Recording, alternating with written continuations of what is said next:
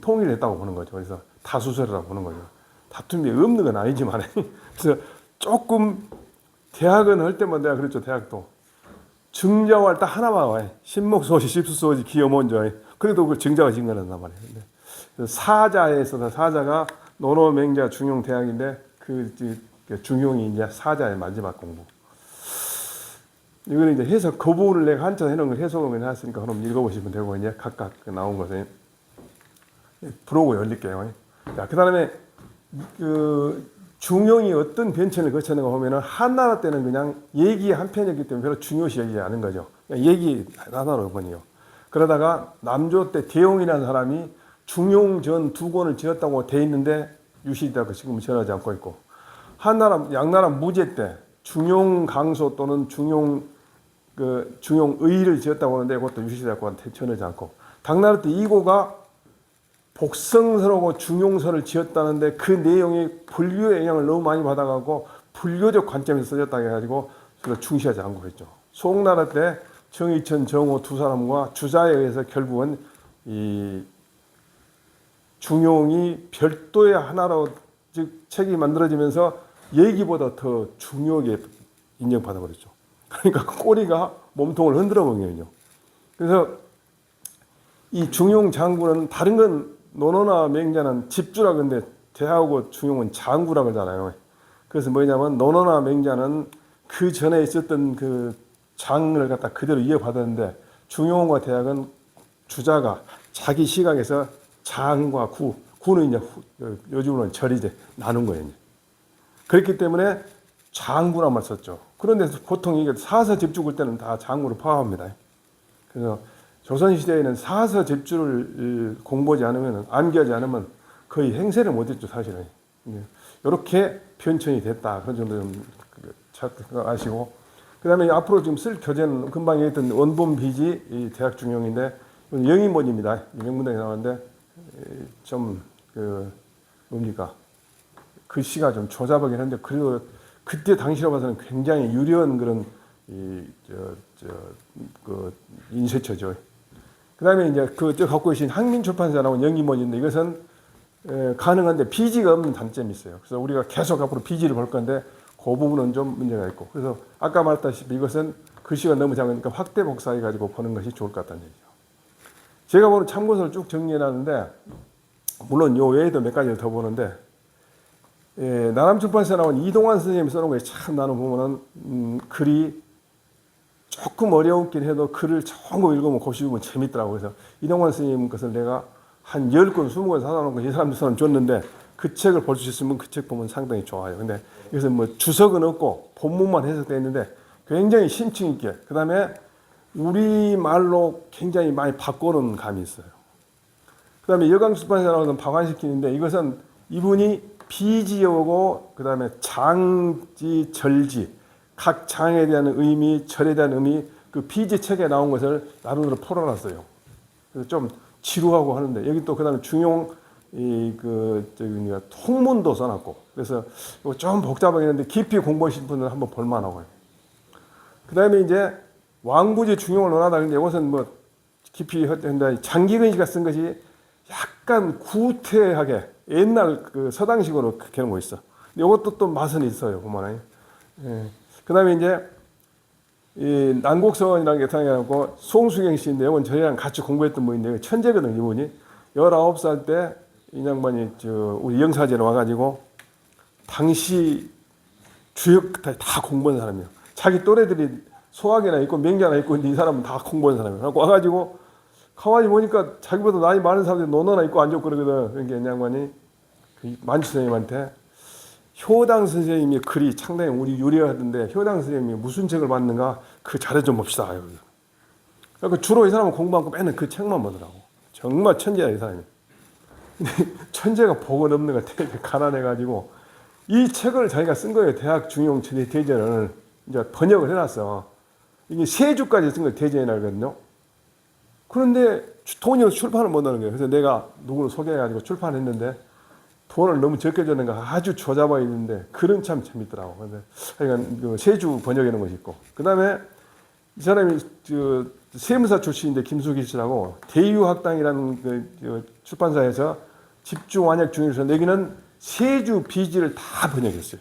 굉장히 두꺼워. 그런데 이것은 깊이 공부하실 분은 상당히 필요하고 특히 물론 세주나 비지가 저한테 마음에 안 든 것도 많이 있는데 그래도 어느 정도 한번 훑어놨기 때문에 괜찮은 내용이더라고요. 그래서 이것도 괜찮고 저는 이제 금방 얘기했던 고주, 정연 공영단 이것을 옛날은 안 봤는데 지금 다시 제가 보기 시작했고 그 다음에 다산이 쓴 중용잠 이것도 지금 제가 같이 보고 있고 그래서 여기에 잘 안 나온 것은 여기 잘 안 나온 것은 중용잠이나 얘기 정의에서 제가 발췌를 해가지고 하나씩 서로 애매한 부분 중용대학에 있는 글자는 모든 글자 하나하나가 철학입니다. 사실은 그 철학적 의미를 깨닫지 못하고 넘어가면 100번 100바구를 돌아도 아무 소용없다는 얘기예요. 그래서 어떤 경우는 저 같은 경우는 글자 하나를 가지고 하루 종일 생각을 해요. 그러면 뭔가 탁 떠오를 때가 있어. 그래서 그런 것을 했을 때 기분이 좋은데 이제 내가 만약에 강의를 안 한다면 기분 좋아 뭔 소용이 뭐 대화를 못도 많이 한다고 나를 존경하지 않는 분은 이해도 못할 것이고. 그래서 여기서 한번 필요하신 분은 여기서 골라가지고 이제 보시면 좋을 것 같아요. 뭐 저는 잘 아니까 이제 영사에 대해서 공부를 했고 이제 저를 가르쳤던 만추 선생님. 혹시 오상무님은 이분 얼굴 아세요? 그분은 잘 모르고 이게도. 이분이 이게 선생님. 그래요? 사진이 틀린 것 같은데. 여기. 예? 저도 이게도 써주시. 이분이 오늘 강의했는데 이분 진짜 실물하고 똑같은 게 오히려 폼난 게 아니고 이건 원래 그냥 아주 엄격하시고 세상에 항상 무릎 꿇고 앉아 있다니까 환장해서 그리고 구용구사 써놓고 딱 지키고 있어요. 잘하신 분께서는 교정 공부라는 것은 인류가 지금까지 쌓아온 지적 유산을 우리가 물려받는 거죠. 굉장히 우리가 행운이죠. 동북아 쪽에서 있는 한문 중심은 우리가 말하자면 저기 뭡니까 지금 현재 글자로 남아 있는 것이 뭐라고 합니까 갑골이라고 하죠. 갑골이 한 20만 개 발견되는데 그 중에서 글자가 있는 그 갑골이 글자가 있는 갑골이 한 20만 개 돼요. 글자가 있는 갑골이 없는 것도 많고. 근데 그 중에서 그 글자가 전부 5천자설과 4,500자설이 있는데 어쨌든 한 5천자 되는데 지금 완전히 이해된 것은 3분의 1밖에 이해가 안 됐어요. 3분의 1은 아직도 이해가 못한 부분이었어요. 그런데 그래도 굉장히 서양에 비해서 많이 됐다는 거예요. 그리고 한 가지 더 궁금한 것은 초기 문자가 어떻게 4천자가 되냐 말이에요. 4천자가. 그 전에 문자 있었을 때 유실될 가능성이 많은 거죠. 어쨌든 그런데 우리는 주역 같은 것은 내가 볼 때 한 60%밖에 해석이 안 됐어요. 그래서 다양한 해석이 돼버려 그냥. 자기 나름대로 해석이 돼버려. 그러니까 통일된 해석이 잘 안 된 것은 주역 같은 것은 굉장히 해석이 적게 되는데 나머지는 굉장히 해석이 많이 됐기 때문에 우리 한문 문화권에 있는 사람들은 그래도 고전을 대체로 많이 흡수할 수 있는 그런 여건이 되는 거죠. 왜 공부를 하냐? 과거와 현재와 소통을 시킨 거죠. 즉 과거에 있었던 구체적 사안을 현재에 대입했을 때 어떤가? 그러면 어떤 미래를 우리가 예상할 수 있는가? 이런 걸 보기 위해서 과거, 현재를 소통해가지고 미래를 만들어간다. 제가 이제 정의했습니다. 이거 보고 쓴 게 아니고. 그럼 어떻게 공부를 할 것이냐? 보통 삼독이라고 그러죠. 그 책 텍스트도 물론 공부를 하고 공부를 하면서 그 필자가 어떤 상황에서 시제를 그때 당시 시대가 어떤 상황이었고 어떤 환경에 있는가를 아는 것이 필자의 입장이고 그 다음에 거기 내용을 내 자신의 지금 일상과 대입하는 그런 삼독을 해야만이 공부가 되지 않겠나. 옛날 거 다 공부해놓고 그런 일이 있었는가 보다 아무 소용없는 거죠. 이걸 해가지고 내 자신의 생활과 무슨 관련이 있는가. 나도 오늘 오면서 그 생각했습니다. 내가 중용을 오늘부터 공부를 하는데 내가 중용에 맞지 않은 운전을 하면 안 되지. 실제로 그러면서 중용에 맞는 운동이 운전이 무엇일까 생각해보면서 왔어요. 그래서 그런 것도 하나의 자신에 대한 삼독에서 자신을 읽는 거예요. 그러지 않겠나 싶어요. 중용 장군은 800년 전에 주자 생각이고 강의는 어제 저녁에 제가 공부했던 거죠. 그러니까 서로 다를 수는 있다는 얘기죠. 저는 중용 장구라는 주자의 장구를 통해서 자사의 할아버지인 공자님의 생각을 읽는 것이고, 주자는 나는 그 주자의 생각을 내가 알고 있는 지식 범위 내에서 내 때롱으로 보는 거죠. 내가 때롱이 적으면 주자를 제대로 못 보고, 주자가 때롱이 적으면 자사를 제대로 못 보는 거죠. 그래서 가급적 강의를, 한문은 강의를 하는 이유가 혼자 읽으면 겁나게 잘할 것 같아도 진도도 잘 안 나오고 허기도 싫어불고, 그 다음에 혼자 하다가 궁금한 것이 자기는 아는 걸로 생각하고 넘어간 것이 많아요. 근데 토론을 해보면 내가 모르는 것이 많이 있었어. 근데 자기는 아는 걸로 착각해보는 수가 있어. 내가 늘 얘기하지만 가장 기본적으로 헷갈린 것이 글자 알고 읽고 넘어가면 이해했다고 생각해보면 아주 하수가 있을 수 있어요.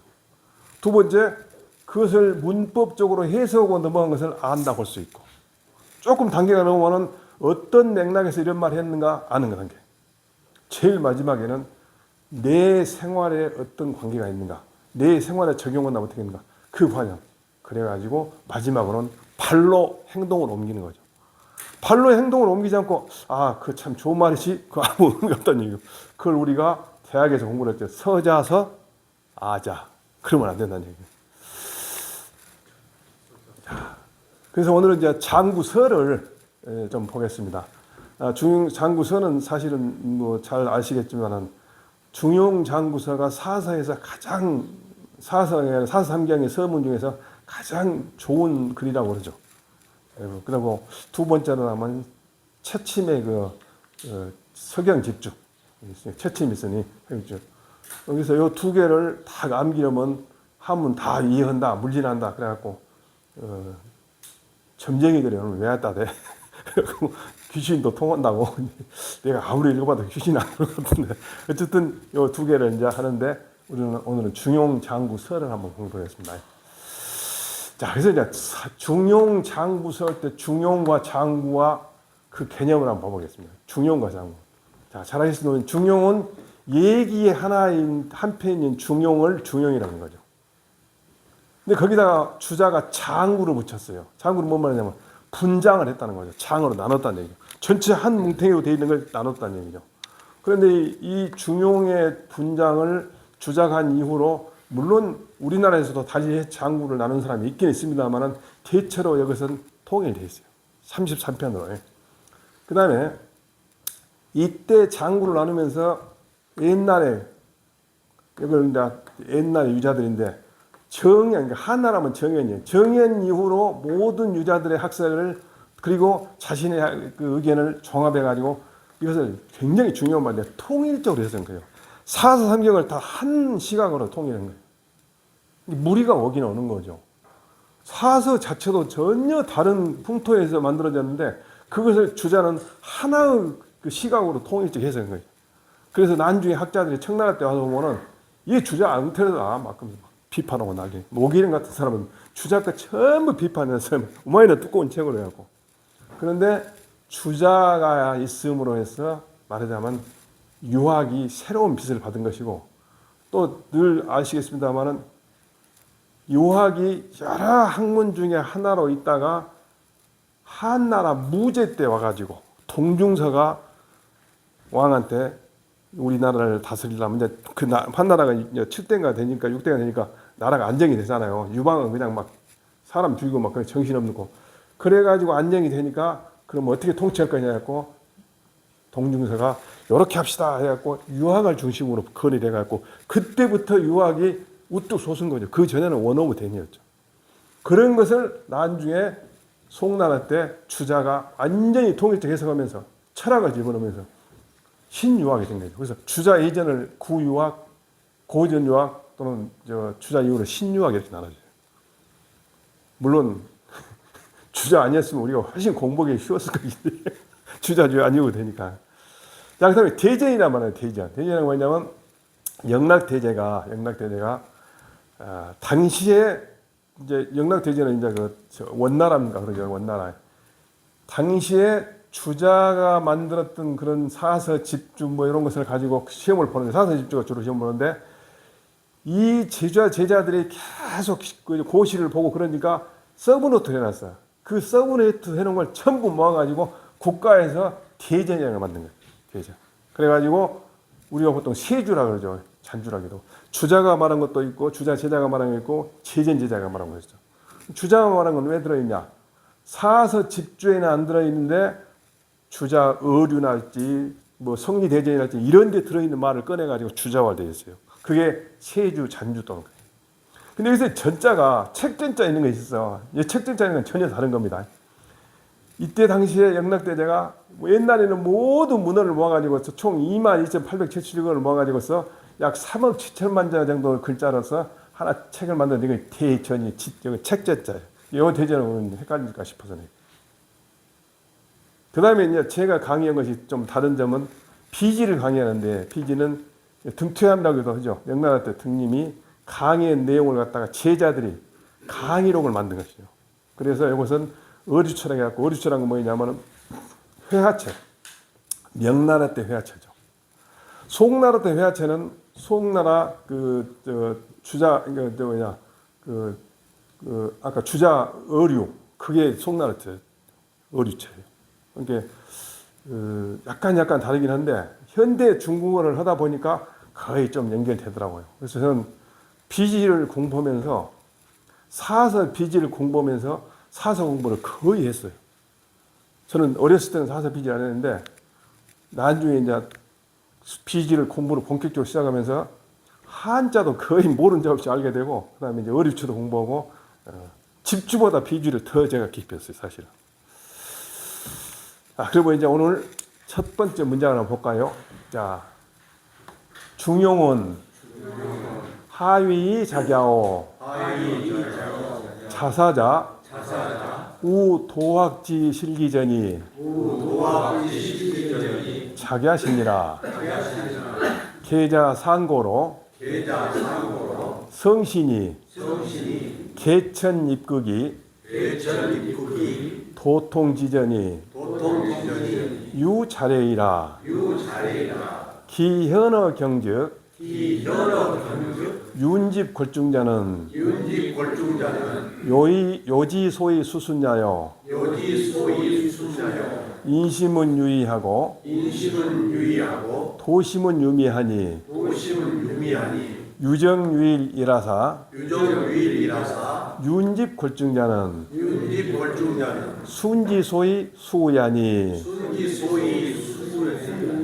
요지 이러니 지의진의 순이 부익지 삼원자는 즉 소의 명부 요지 이러니 필려시 이후에 가석이하라. 네, 그래서 이 중용이기 때문에 중자를 그냥 중용이라는 것이 왜 중용을 하려고 하니까 옛날 책에 보니까 중자가 있더라. 그래가지고 중자를 따온 거예요. 중자를. 근데 이 중용이죠.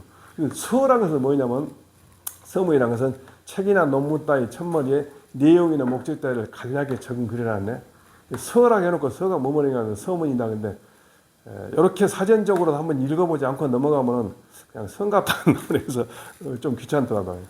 자, 그 다음에 이제 중용은 무엇 때문에 지었는가. 그래서 이걸 갖다 요즘 젊은 애기들이 장난으로 중용은 하위이란 사람이 지었다. 문법적으로 한 문제였거든. 근데 무엇 때문에 지었는가? 중용 제작 목적이죠. 자사자가 도학지 실기전을 근심해서 지었다. 무엇이 염려됐다? 도학이 그 전수를 읽을까 싶어서. 도학이 계속 전달돼야 하는데 전하고 받는 거니까 우리 보통 인수인계라고 하는데 전하고 받는 것이 이럴까 싶어서. 이때 도학은 이 노장의 도는 아니죠. 송나라 때 도학이라는 게 생각이 사실은 송나라 때. 그래서 여기서 말한 도학은 노장하고 전혀 다른 개념입니다. 이 도학이라는 것이 왜 그때 송나라 도학이 됐냐면은 이 그 도자가 머리 숫자가 천천히 글을 쓰잖아요. 사람이 가는 길이라는 거예요. 사람 같은 짓거리를 하면 사람이 가는 길을 가고 짐승 같은 짓거리를 하면 짐승이 가는 길이라는 거예요. 그래서 도학이라고 해요. 사람다운 짓거리 하는 거. 채침의 서집전서를 보면은 옛날에 훌륭한 이제 사왕의 치천하제 대경대법이 모두 서경이 들어있다. 그러면서 그러면 그 사람들이 어떻게 이 천하를 다스렸나? 그 사람들이 무슨 말을 했는가 보면 된다. 그럼 무슨 말을 했는가 보면 그 사람 마음을 안다. 그래서 신법이라고 신법. 여기서는 도학은 여기서 말하는 공자님의 신법. 즉 옛날부터 전해오거든요. 자, 그래서 자사자가 물론 이 자사자는 공급이죠 이름이. 근데 이 사람도 공급이니까 공선생이가 공자 그러면 요즘 같은 공자 1, 공자 2 하면 되는데 골프 선수도 그러더만 이름이 좋은 사람은 6번까지 나가단 말이야. 이 누구는 6번까지 나가. 이 누구 있어요. 그런 식으로. 근데 여기는 이 사람이 자사가 자죠. 근데 사실 엄격히 말하면 자는 사죠, 사. 글자 하나가 사예요. 우리가 저기 누구냐 자공도 공자가 사거든. 예. 근데 자자는 이제 미칭이니까 붙이는 거예요. 그러니까 공자 아들인데 공자 그놈 아들 같으니까 자에다가 자자를 붙여야 돼요. 그래서 이 앞에는 이제 보통 자를 붙일 때 쓴 것이고 이거 자는 이제 선생님 자자. 근데 자사자가 도학의 전수를 이룰까 염려에 대해서 만들었다. 걔는 이제 보통 발어사라기도 하고 전어사라기도 하고 말이 바뀔 때 이제 상고로부터 그랬는데 상고는 중고 이전이라는 얘기죠. 즉 이것은 상고는 보통의 경우는 선사시대, 역사가 없는 시대. 자, 상고로부터 성인과 신인인데 요즘에 내가 뭔 방송이지? 유교 방송을 본게 9시가 아주 로얄 타임에 이 허경영이라는 사람이 나오고 자기가 신인이라고 그래. 그 사람 맹자 읽어봤는가 봐. 그게 성인 오게 자기가 신인이라고 했었고 내가 뭐야? 신인으로 해줘 그러더라고. 참 웃기고. 어쨌든 성스러운 사람과 신계, 성신들이 개천입극이네. 야, 이때 성신이라는 건 성스러운 사람, 신인 이런 사람인데 사실 어떤 면에서는 이 성신이라는 말 갖다가 문화영웅이라고 하죠. 문화영웅. 물론 이 문화영웅들은 전설적인 사람일 경우가 많죠. 요순도 다 전설적인 인물이니까. 우리나라 어떤 사람들이 내일 모레 거기 내가 가는데 이 단군이 실존 인물이라고 막 했었는데 단군은 중1에 쓰는 삼국유사회가 딱 한 줄 나오니까 그 몇 줄 나오니까 그런 보고 여고동시대였고 요순시대하고 같은 시대였고 BC 2333년이 요순시대니까 그럼 딱 맞춰갖고 지금 그때 대답해본 거 아니에요. 그래갖고 단기가 2333 넘으면 서기하고 딱 합쳐지잖아요. 그러니까요. 이때 성신은 문화영웅이다. 개천입경이에요. 천을 이어서 극을 세웠다겠네. 이 천은 뭐냐면은 이때 천은 이 자연법칙이죠. 하늘의 운행법칙. 하늘의 운행법칙. 하늘의 운행법칙을 이어가지고서 극을 세웠다겠네. 이 극은 사람들이 지켜야 할 법도죠. 이게 아주 극단점이라는 것은 가장 훌륭한 상황을 사람들한테 이렇게 해라라고 확립되는 것이 입극이에요. 그래서 이 극자를 인극이라고 그래요. 인극. 그래서 하늘의 원리 또는 자연 법칙을 이어받아가지고 무조건 인간의 도리를 만든 게 아니라 하늘의 원리를 근거하고 말했다는 거죠. 자, 그래가지고서 극을 만들었는데 그 도를 전달하는 통서가 자례가 있었다겠네. 무슨 얘기냐? 요소누탕으로 쭉 넘어왔다는 얘기지. 그래서 자례는 이게 유래하고 똑같아. 붙어온다니까 유래거든요. 무슨 얘기냐? 옛날 선사시대부터 훌륭한 문화 영웅들이 하늘의 원리를 본받아갖고 인간의 직각을 갖다가 딱 만들어갈수록 그 도를 계속 전달하는 통서가, 그 수서가 원래부터 있었다. 무슨 얘기요? 사사자가 만든 게 아니라는 얘기. 주자가 만든 게 아니라는 얘기. 공자님이 만든 게 아니라 그 전부터 있었다는 얘기. 그런데 그 내용들이 도통지전이 경서에 나타난 것은 윤집글 중이다. 석양이 나온 말이죠. 윤집은 윤과 궐은 그냥 윤은 부사고 궐은 이것도 부사니까 집중이죠. 집중. 진실로 그 중을 잡아라라고 경서에 나와 있는 것은 그래서 이 글자를 가지고 윤중이라는 이름을 쓰기도 하고 집중이라는 이름을 쓰기도 하고 많이 써요. 그다음에 이제 저 사람들 이름 칠 때 여러분 많이 거의 100개 쓰더라고. 지금 오상무님 그 누구 친척도 집중이라고 있어요.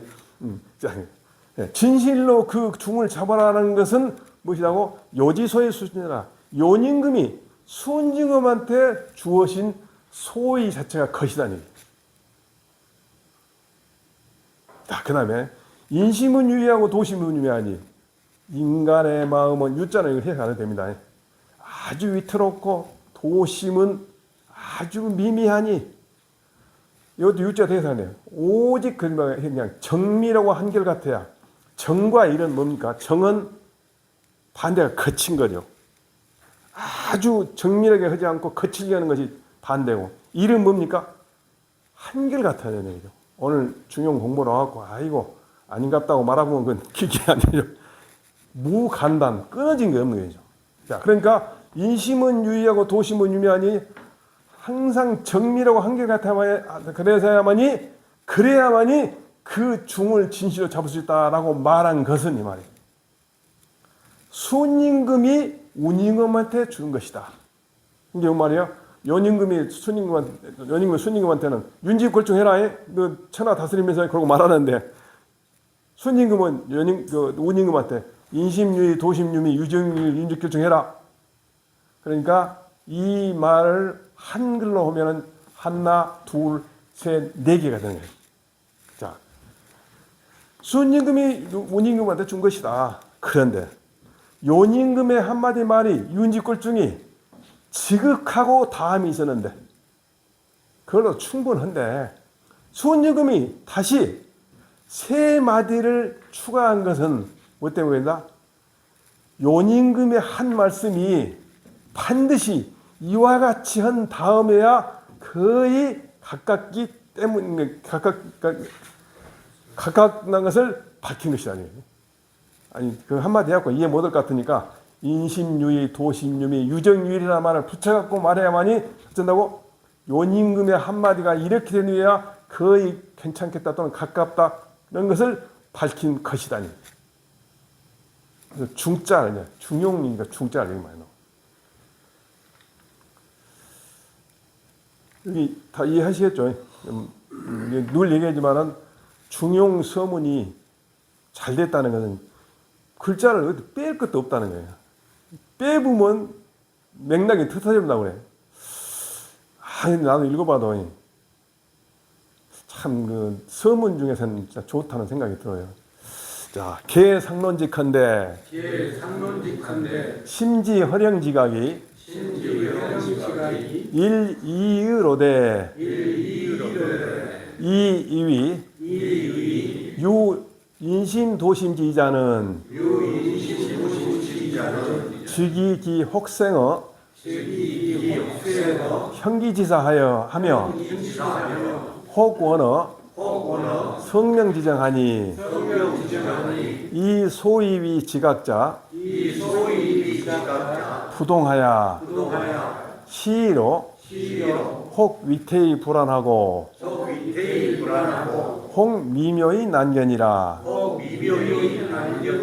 연이나 인막부류 시형고로 수상지나 불능무 인심이요 영막부류 시성고로 수아우나 불능무 도시마니 이자 좌우 방천지관이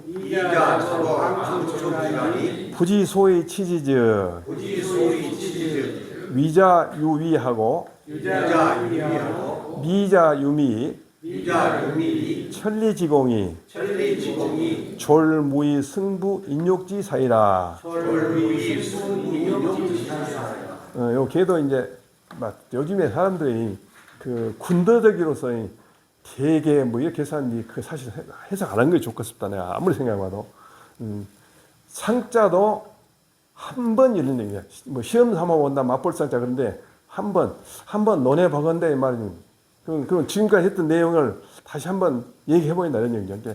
그냥 쓰기 논직한데 그러니까 상론직은 한번 논해보겠는데 이 정도 이해하시면 될 것 같아요.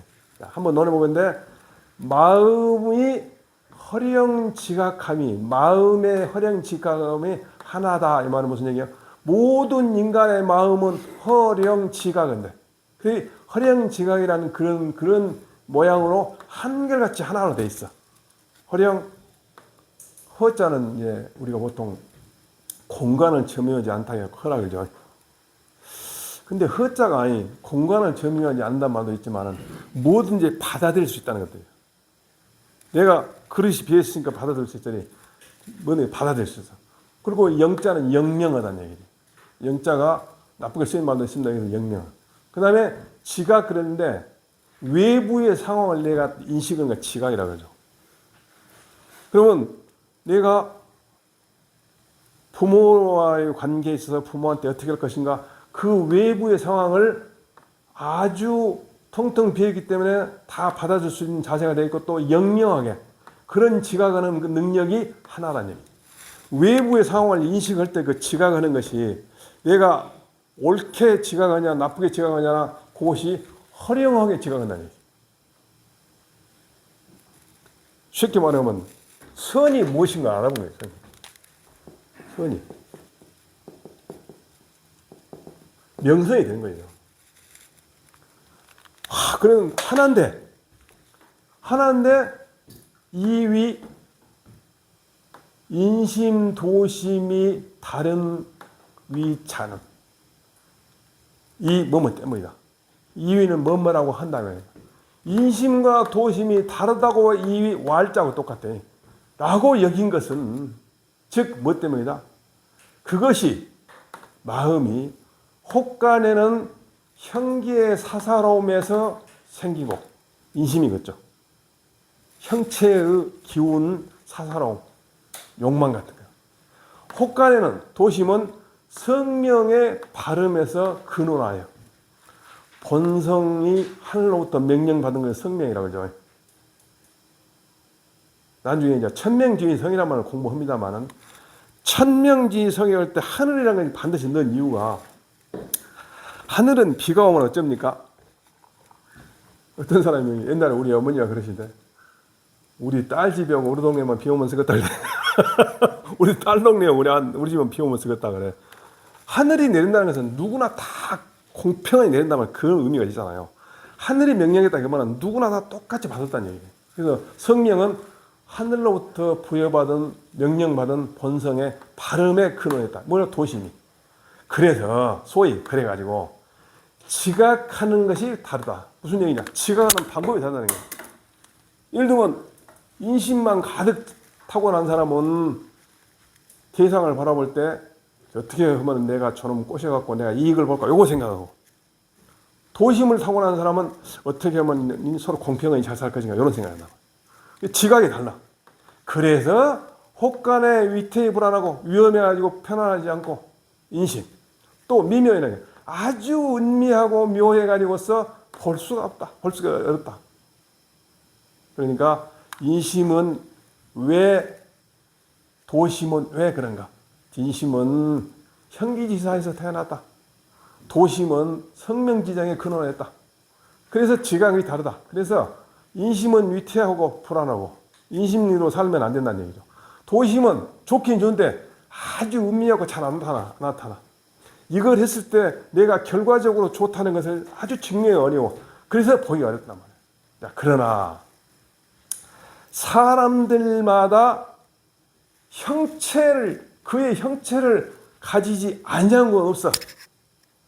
그래서 아주 비록 훌륭한 지혜를 가진 사람이라도 인심이 없을 수가 없고 또 이 본성을 갖지 않은 사람이었기 때문에 아주 어린 사람이라도 도심이 없지 않을 수가 없다. 상지화하고는 논어에 나오죠. 우리가 지금 그 성리학을 공부하다 보면은 아무리 깜깜한 사람도 열심히 하면은 이 하우도 권위학지하면 상지가 된다는 데 논어에서 뭐라겠습니까? 상지화우는 불이라고. 상지는 태어나면서부터 훌륭한 사람으로 태어났기 때문에 선한 일을 안 할 수가 없는 거죠. 자동적으로. 하우는 우리 정자의 표현에 따르면은 자포자기한 사람. 자기를 해치고 도덕을 무시한 사람. 자, 그래서 상지도 아무리 상지라도 인심을 얻을 수가 없다. 왜냐? 형태를 타고나기 때문에. 아주 어린 사람도 본성이 없을 수가 없다. 왜냐? 이 사람이, 아니, 도심이 없을 수가 없다. 왜냐? 본성은 똑같으니까. 이 두 가지가, 인심과 도심이 방촌지간에 섞여서 말이에요. 다스리는 그 방법을 굳이 모른다면 방촌지간은 사방 내치란 얘기, 한치란 얘기죠. 우리 심장을 옛날에 방촌이라고 했대요. 우리 생각이 그때는 심장에 들었다 했어요. 그래서 마음 심자를 쓸 때 심장을 그려야 했다고 옛날에 그려보면은. 그러니까 이 인심과 도심이 내 마음 속에서 섞였는데 인심과 도심을 다스리는 방법을 모르게 되면 어떻게 된다? 위험한 것은 더욱 위험해지고 은밀한 것은 더욱 은밀해져 가지고서 천리의 공변됨이 하늘의 이치 자연의 법칙의 공변됨이 마침내 인욕의 사사람을 이길 수가 무이 없다는 거예요. 근데 여기서 이제 유자가 들어가면 유는 똑같이 두 개 들어가면 뭐뭐 하면 할수록 뭐뭐 한다 이렇게 나거든. 이 지혜인데 중간에 유엘라 그렇고 나오는데 좀 쉴까요? 양화에 나오네. 유상기하고 불이라고. 자, 여기는